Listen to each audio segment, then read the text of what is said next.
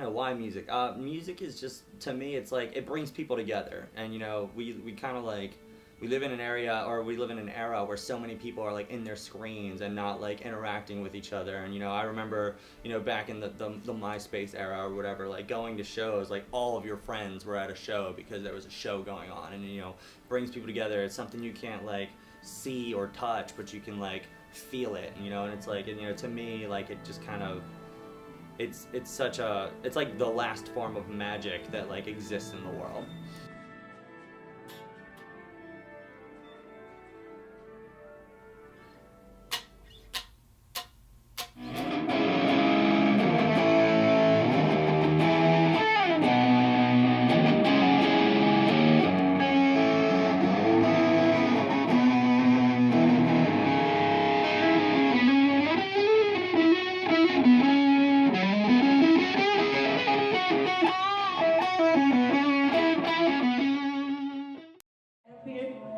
We just starting out, so we got a lot of things we gotta get. We gotta get posters and flyers. We gotta start recording. We gotta get cheese fries and Definitely wine. got it. So any money you want to put there and donate to us, fabulous. We would really appreciate it. Yes, sir. Thank you. Start doing hosting open mics.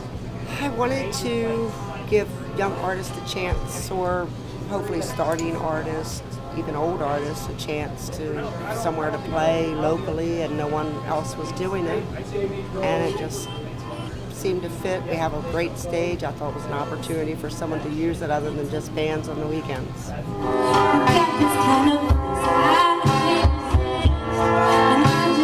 I started playing music, I started singing when I was about 14, and I was a theater kid, and I got into musical theater a little bit when I was about 14. It was about another 2 years. I think I was about 16 when I started like playing and really getting into it. And my dad just, my dad's played, all through, the time I was growing up. And when I was about 15, he finally gave up on the guitar he'd been playing, this like crappy old Chinese knockoff that he'd been playing for a decade and a half. And he went and got a nice new guitar, and he put the old one in my room, just sort of hoping that I'd pick it up, I think. And it sort of sat there for about a year before I finally, just out of sheer boredom one day, sort of picked it up and started screwing around with it. So.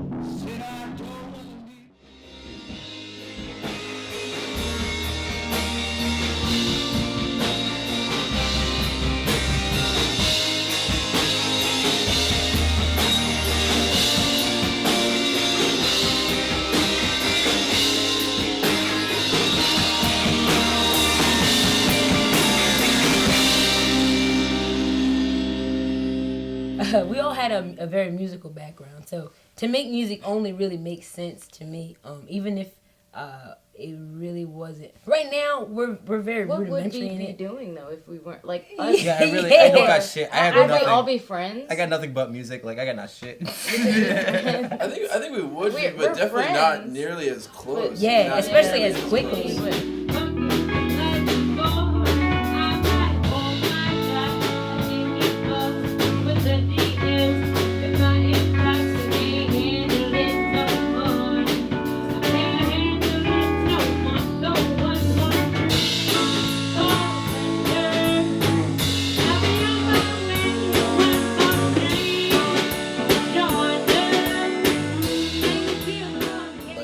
We're doing something that not a lot of people get an opportunity to do, playing local music at some level.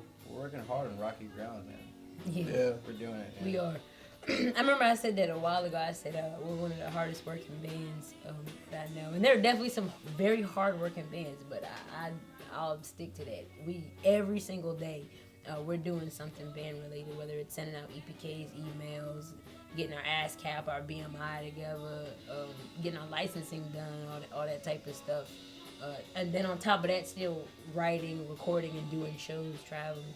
So, it really is something that you have to love. Because if you don't love this music, you're not gonna go to the festival.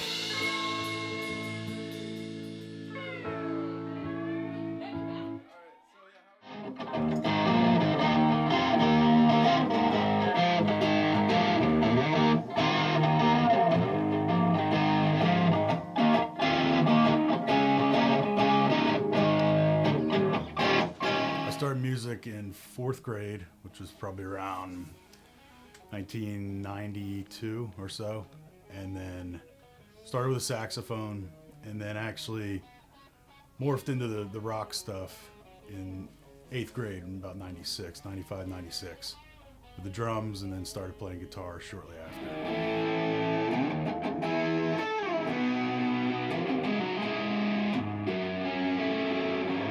Music has affected me in very positive ways, and really what it involves is learning how to deal with people, learning how to work with people, learning how to almost build a business.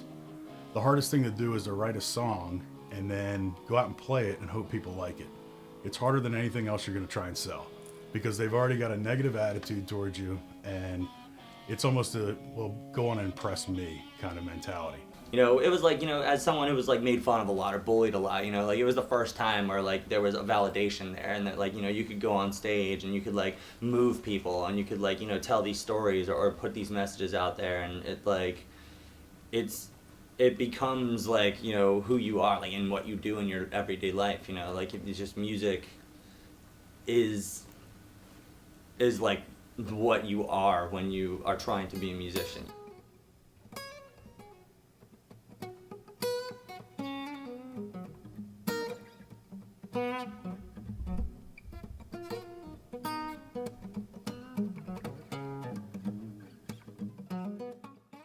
Music has affected my life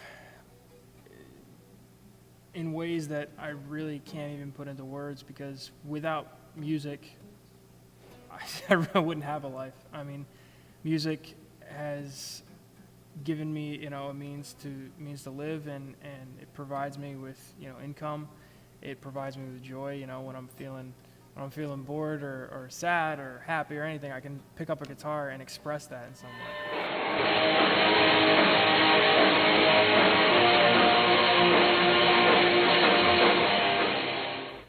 I got to travel places. I got to meet a lot of great people, people that I'm still friends with to this day. I don't know. I mean, I feel like it definitely impacted my life in a positive way. Right here, us and Wild Virtue and Moscow Girls. If you want to help support, help us spread the Hoochi Coochi gospel, get out of Delaware, and let everybody around in the surrounding cities know. We do have a merch table over here. We got some t-shirts, we got some pins, we got some stickers. If that's the type of stuff y'all like, we got that for y'all. Being from a small town, for me personally, I think it's kind of working Hoochi Coochi's advantage. We're kind of doing some things and making a different type of music that you don't really hear around here a lot. So luckily, it's kind of the perfect time for it. Everybody seems to really be digging it right now. So also, it's really surprising when you go out of state. People ask us where we're from, and we tell them Delaware, and it's almost kind of like a really. So it's cool. It's a conversation starter, I tell you that. Being a musician from a small state it limits like basically opportunity, because like if you go into like a A-class market, you're gonna meet a lot more people. Like you can like go into the club and you meet, like I went into a club in LA and just saw like multiple like musicians or people in the industry, and like being here, like you really can't do that, and almost to really get somewhere you kind of have to have someone that knows you and is willing to like listen to you. I played probably every place in Delaware you can imagine. I've played anything from dive bars to, our favorite was J.B. McGinnis on Route 141. It was previously Gators, previously something else, previously something else. No matter how old you are, you know it by one of those names. They gave us a huge opportunity. They paid us well. They were very fair to us. They really wanted us to do well as a local band. And they would say things like, well, we had the Goo Goo Dolls here. And, you know, and then they never came back. They got famous and they never came back. And I'm like, well, I promise we'll never do that. But they're not open anymore, so that I don't have to uphold that end of the bargain. The cool thing about Delaware is we're within 3 to 4 hours of like multiple different places. You know, New York, Philadelphia, Washington D.C., Baltimore, Maryland. You know, so you know Virginia. You know, we've got a lot of fans down in Virginia. So like we've been able to travel out, but you know, it would, like he said, it would be, you know, when we were in L.A. Like you go into a club and you see like bands that you know are doing well, and you could literally go have a drink with them and talk to them and befriend them, and like, you know, there's a connection right there. So like, you know, it's definitely like kind of difficult to be in a scene, especially, you know, when the scene itself in your home state is sort of like you're like performing CPR on it, you know, because like, you know, a lot of the venues are shutting down, a lot of venues aren't supporting original music anymore, so it's like, you know, it's like, damn it, like what are we gonna do, you know, how do we go about this?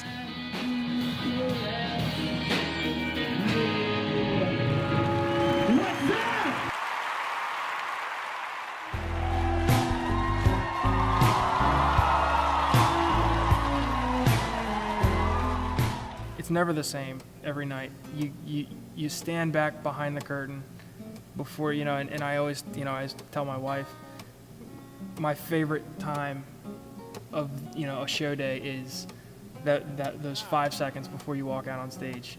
You know, the crowd doesn't know you're back there. They don't know the artist is back there, and it's just like we're waiting to go out, and it's just like they say, it's go time, you know, and we walk out and that crowd starts going crazy. That's the biggest moment before any notes are played. That's the biggest moment in a musician's career, because it's just, you know why you're there.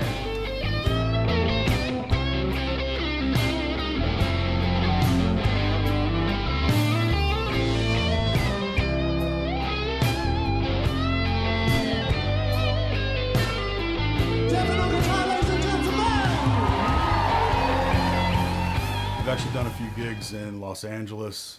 In 2009, I played the Viper Room in Hollywood, which was probably one of the best shows you could ever play. We opened for Gilby Clarke from Guns N' Roses, and when you're a band from Philly and you're in Los Angeles, no one cares about you. The best thing you can have under your belt is a guy from Guns N' Roses opening for you. Being on tour is like being on vacation with your best friend, but in the car the whole entire time. Or at the same time, hotel. or I mean, it was a really classy car ride that was just lasted really long. One of those three. It's one of those. It was a really classy car ride that lasted the entire time. But it is definitely our home away from home, man. I mean, we're at a point now as a band where we tour almost constantly, and you can save so much money by just having a vehicle that you can, you know, stay in, and you know, it's just convenient. You know, it's nice. It's like, it's basically home. Coolest thing to me about touring is like the people that you meet. Like we've met people who, like, you know, like Eric said, like during breakdowns have like driven to where we are because it's decently close, and like put us in hotel rooms and helped feed us and like helped us do that. And you make those bonds and those like fans and those friends, and like, you know, so like the adventure of touring is really a lot in like the people that you meet, and like the people, like you see, like sometimes you see like doppelgangers of like friends back at home, like people who remind you of like these people, but like being able to connect with people on like a human interaction level is like the most like rewarding thing about it. Being on tour was definitely super crazy fun, but it was also a lot of work. Some of these venues that you go to, you have to remember, like, even though you're really big in your hometown, when you go out, nobody knows who you are. So it's like you're starting from ground zero all over again. Yeah. And not only are you starting from ground zero all over again, but you're like super far away from home. You don't have any friends or family in the area. So every show was kind of like a learning experience, definitely. I would have loved to have been just a musician who tours their whole life. I mean, goes to the studio, puts out an album, tours to support that album. But, you know, things happen.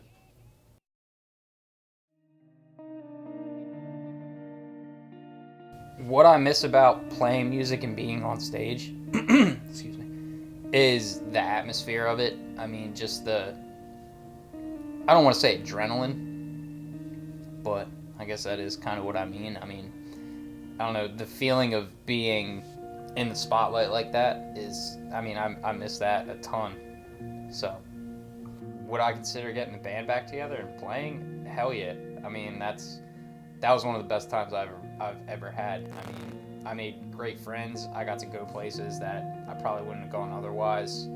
And just, like I said earlier, the rush of being on stage and all that, I mean, I miss it every day. I wish I still played music.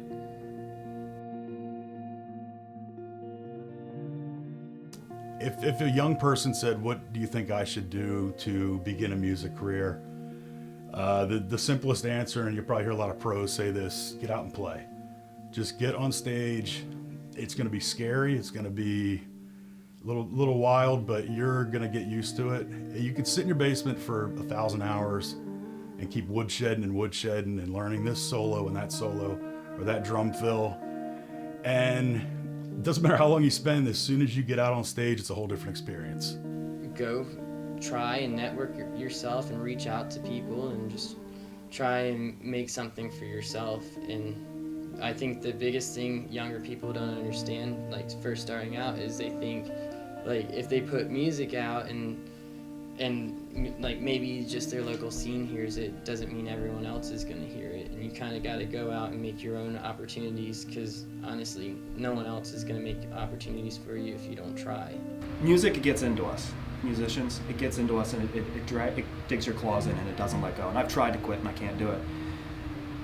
And you know, once music gets its claws in you like that, like why music? That's not even a question. Like, how would it be anything else? Pursue your dream. If your dream is to play music, pursue it. Don't. I mean, if your parents are against it, or if your friends say you're not good, or if nobody likes your band at first, just keep at it. I mean, nobody perfects something on their first try. And there's probably millions of musicians that are making more than you, me, and everybody else that weren't liked at first, that people said you're never going to make it, that they just kept doing it, and now they have yachts and I still drive a car. Just don't stop. Just know that you really like music and it's okay, and you can do it. I know. I heard that. It's okay. You can want to be a musician. Don't let people make you feel like you don't. It's bad to feel like you want to be a musician. Don't be afraid to be the worst musician, because that's pretty fun too. I've done that myself, and it's a pretty great time. Like, try it out. Like I said, you'll get a lot of criticism.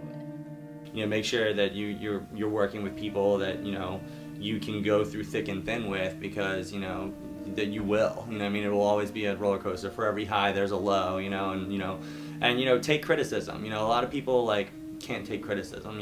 Sometimes criticism isn't meant to hurt you. Criticism is usually meant to help you. You know what I mean? So learn from what people tell you. If you speak to someone who says that they like one thing but don't like another, think about it. Don't necessarily just change to what everybody says, but be able to take criticism. Definitely network. Put yourself out there, and remember that it's your job to create. And it's the people's job to perceive. So don't overthink and don't be too hard on yourself. You gotta work hard to get something. Nobody's just gonna hand you an opportunity. Nobody's just gonna walk up and go, hey, you want to tour this, multi-Grammy award-winning artist, just out of the blue. It's not gonna happen. You gotta work for that. And you take the time to repeat something 100 times. Repetition is so key. Muscle memory. It's insane. I can't tell you how many times I've played all the scales and all the chords on the piano. Couldn't do it. If I see someone's page come across the internet, I'm likely to keep scrolling. If I see an awesome band that night, or an awesome singer, solo, just sitting there, I'll be like, you know what, we should come back and see that person. And I do that with my friends even now. I'll see, we just saw a girl the other night in Newark who comes down from Jersey, and she's excellent. And when she's in town, we'll come see her. Why? Because I met her, and now we're friends. We're not just internet friends. So I say, get out there and play. It's the best thing you can do. You gotta stay humble and never stop pursuing. You can't stop chasing that high that you get when you walk out on the stage, no matter where it's at.